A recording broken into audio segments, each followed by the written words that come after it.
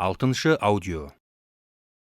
Адамның мәдени тұлға ретінде қалыптасуына сол адамның өскен, өнген, тәрбиеленген ортасында алған тәлім тәрбиесі негіз болады. Тіл мәдениетіне әдеби тілдің ауызша түрлеріне тән нормаларын игеру, тілдік амал тәсілдерді айтылатын ойдың мақсатына сай орнымен қолдана білу, сөйлеуде мәдениеттілік, әдептілік таныту жатады. Сөйлеу адам санасының басты белгісі. Сөз ойлы да мәнерлі болуы тиіс. Әйтпесе ол көздеген мақсатына жете алмайды. Халқымыз мәнді сөйлейтіндерді сөзі мірдің оғында екен деп дәріптейді. Ал Жүсіп Баласағұн ақыл ойдың көркі тіл, тілдің көркі сөз деп тауып айтқан.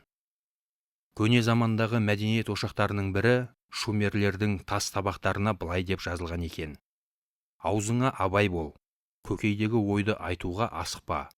Ойланбай сөйлесең опық жейсің.